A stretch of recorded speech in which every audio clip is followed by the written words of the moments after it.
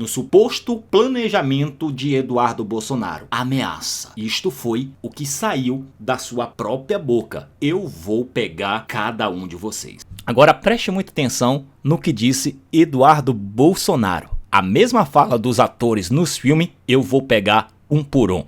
O Eduardo Bolsonaro também disse a mesma coisa. Isso pode ser uma ameaça de morte ao Alexandre de Moraes. Olha só como isso é grave, pessoal. Vamos aqui ver o que disse o Eduardo Bolsonaro. Vamos lá.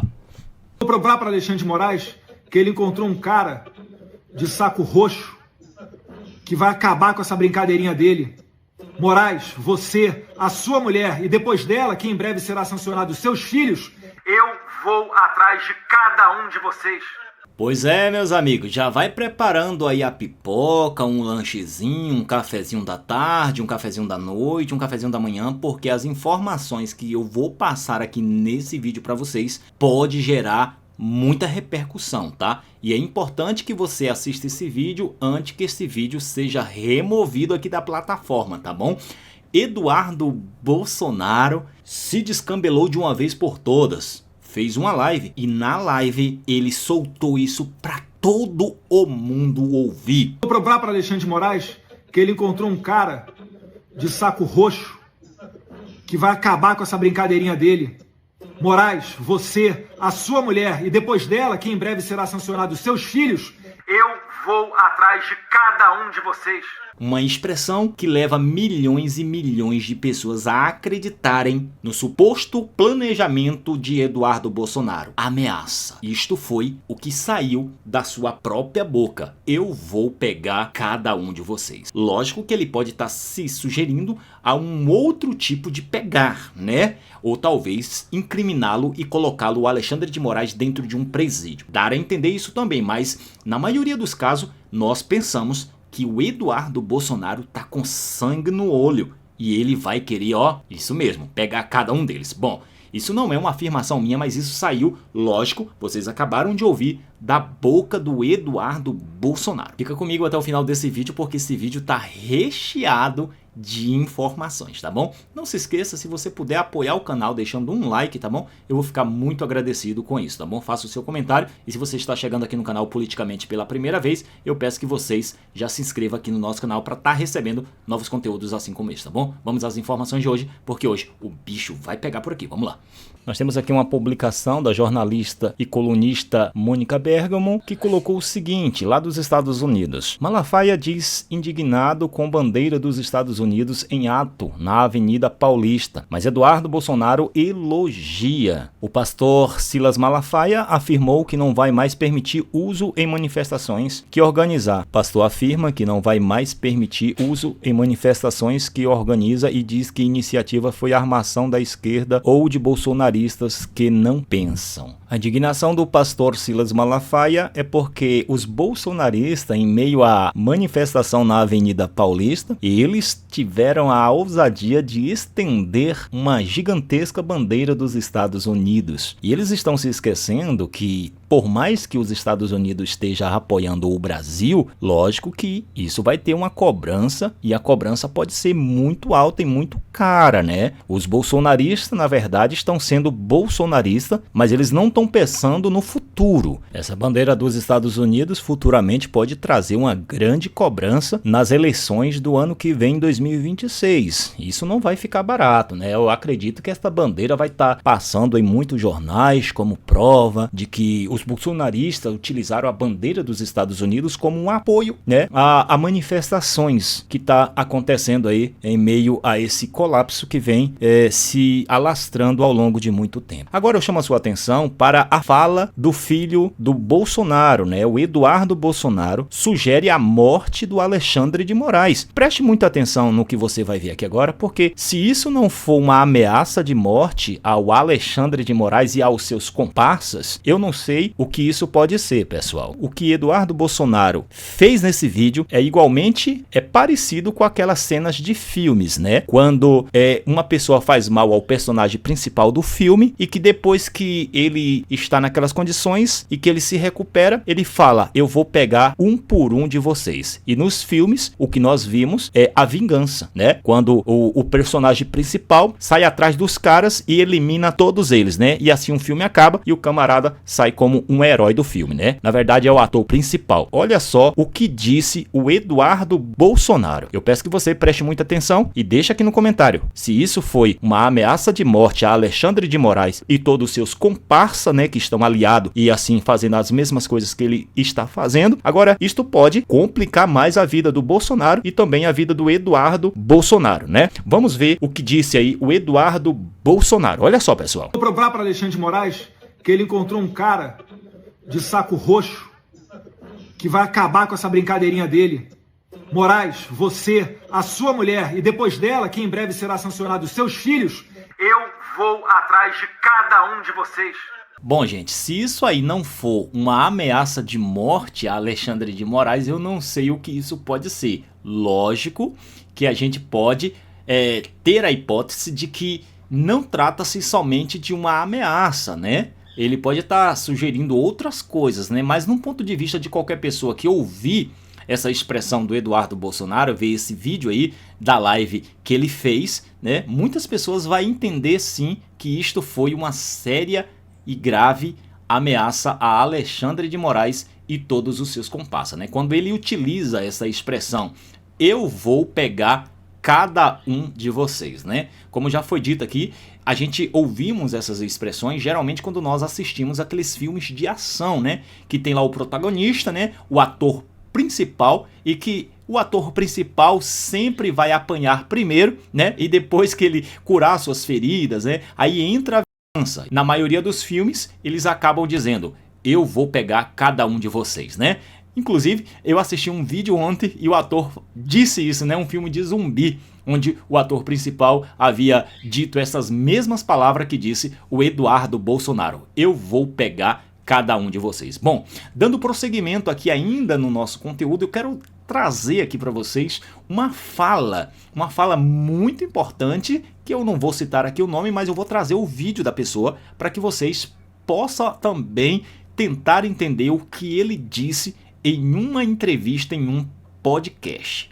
Preste muita atenção que uns estão dizendo que pode ser fake e outros estão dizendo que isso pode ser um fato, tá? Então, vamos aqui, preste muita atenção e depois nós voltamos aqui para trazer mais uns esclarecimentos. Vamos lá. Essa tática é batida demais, né? Eles usaram isso depois do 8 de janeiro, ou seja, deixaram os caras lá acampados 2 meses pedindo golpe militar na porta dos quartéis, e aí, depois que deu...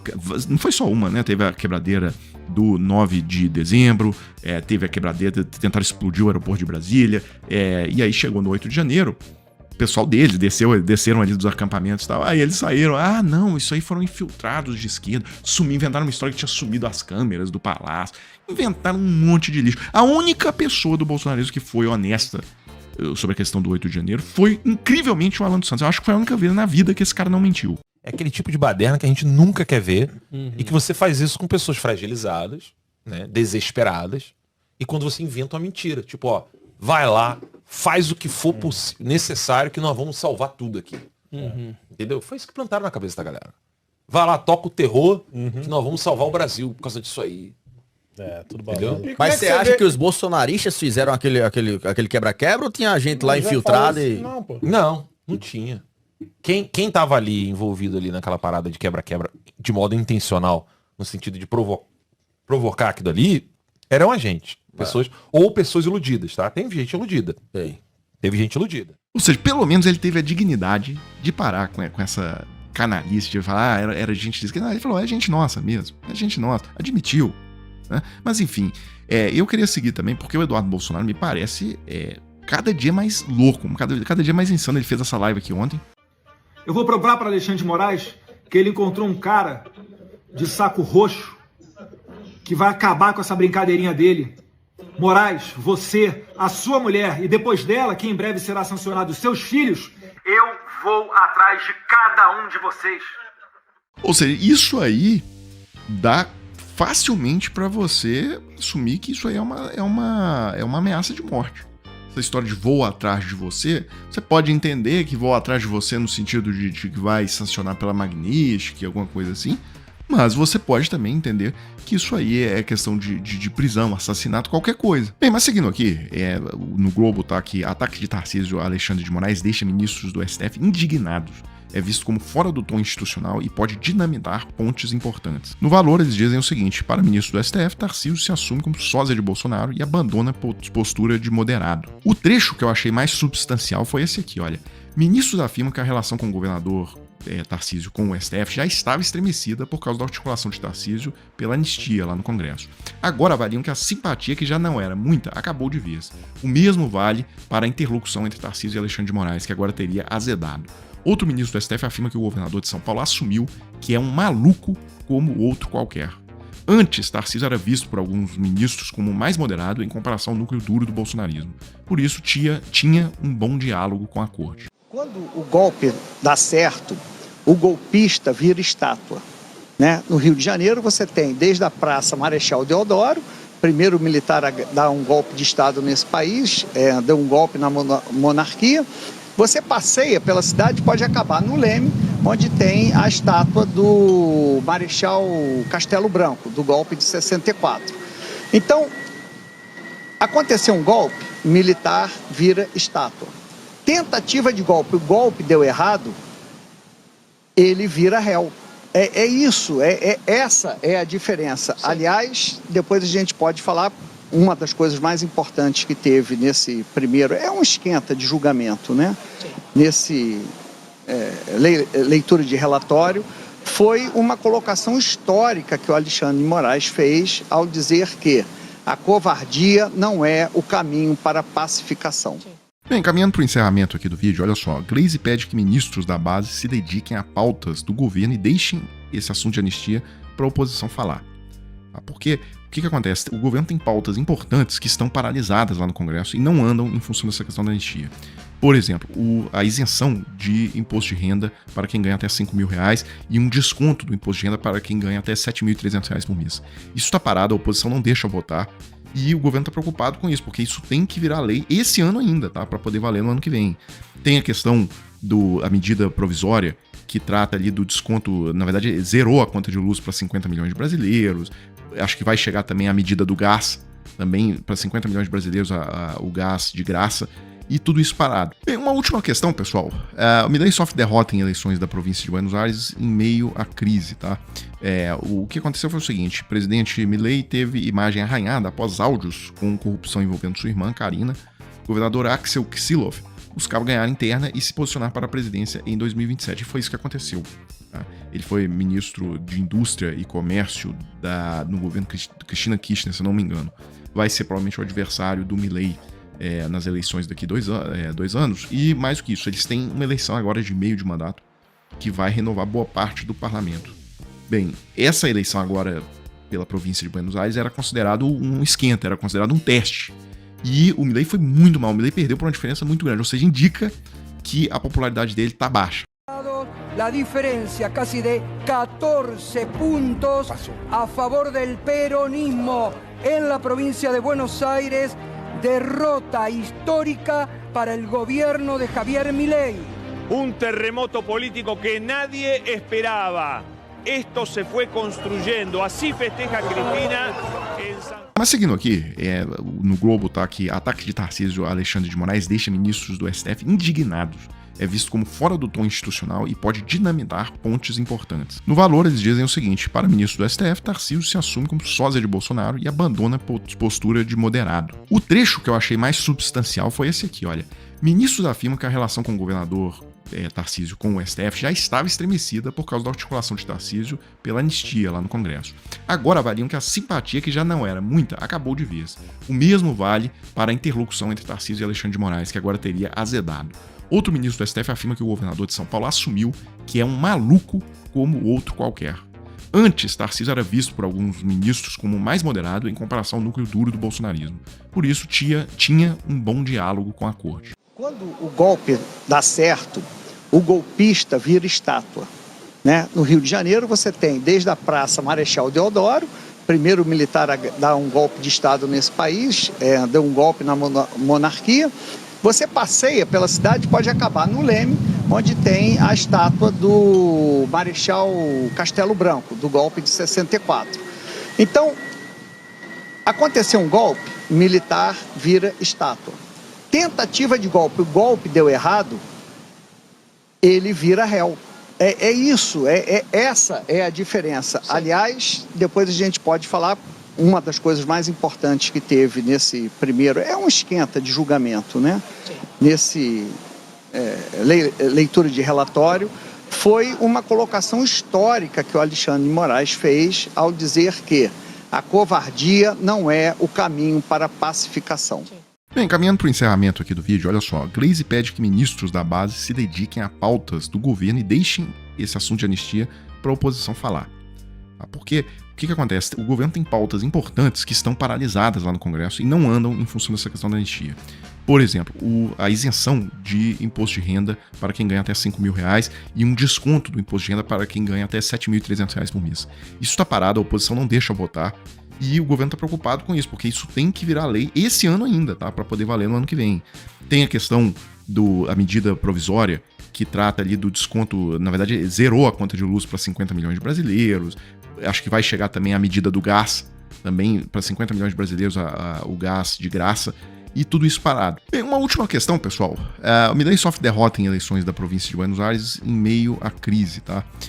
O que aconteceu foi o seguinte: o presidente Milei teve imagem arranhada após áudios com corrupção envolvendo sua irmã, Karina. O governador Axel Kicillof buscava ganhar interna e se posicionar para a presidência em 2027. E foi isso que aconteceu. Tá? Ele foi ministro de Indústria e Comércio no governo Cristina Kirchner, se não me engano. Vai ser provavelmente o adversário do Milei nas eleições daqui 2 anos, e mais do que isso, eles têm uma eleição agora de meio de mandato que vai renovar boa parte do parlamento. Bem, essa eleição agora pela província de Buenos Aires era considerado um esquenta, era considerado um teste, e o Milei foi muito mal, o Milei perdeu por uma diferença muito grande, ou seja, indica que a popularidade dele está baixa. La diferencia casi de 14 puntos a favor del peronismo en la provincia de Buenos Aires. Derrota histórica para el gobierno de Javier Milei. Un terremoto político que nadie esperaba. Esto se fue construyendo. Así festeja Cristina en San... Aqui uma informação curiosa, que sábado na Folha de São Paulo tinha um colunista, Vinícius Torres Freire, dizendo o seguinte: mesmo com arroxo, escândalo de corrupção e tensão no dólar, Milei chega forte na eleição. Bem, não foi isso que aconteceu, né? Envelheceu muito mal esse texto aqui.